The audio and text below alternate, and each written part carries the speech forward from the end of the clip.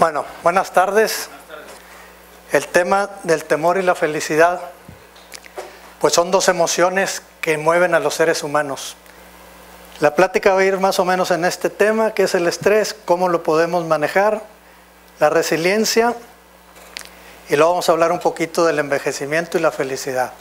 Bueno, tanto el estrés como la resiliencia son términos de la mecánica y de la física más que de la psicología.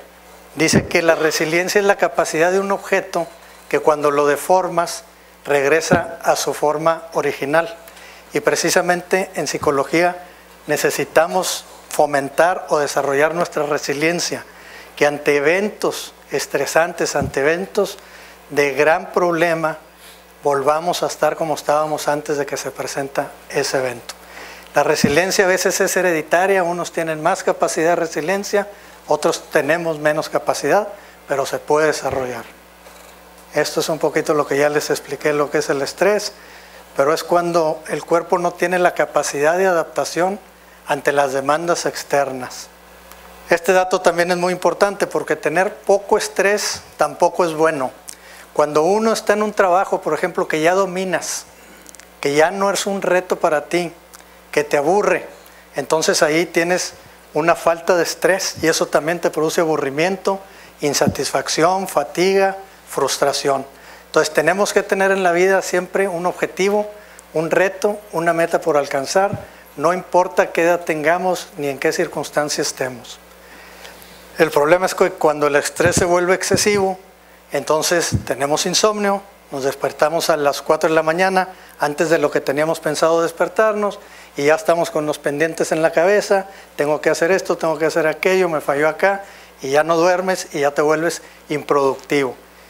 Igualmente el estrés produce pesimismo, frustración y dolor, y ahorita vamos a ir viendo más adelante qué otras cosas produce.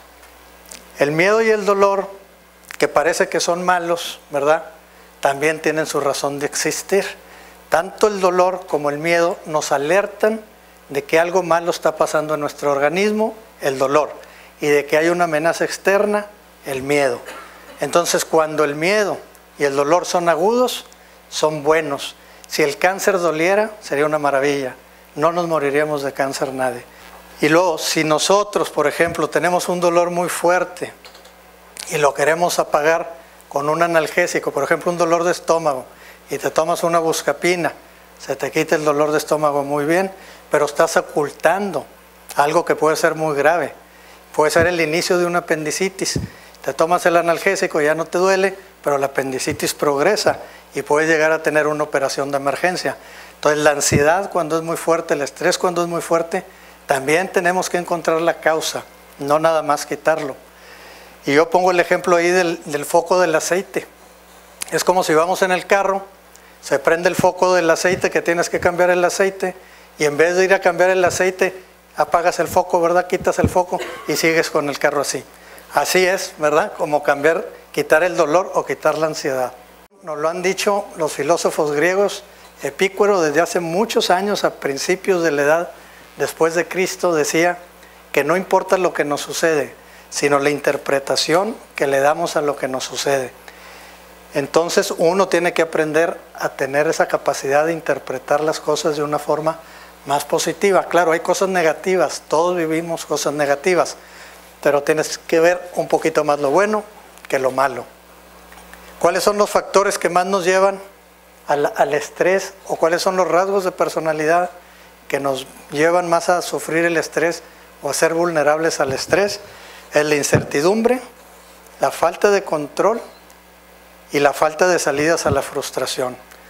La incertidumbre, pues toda la vida es incierta.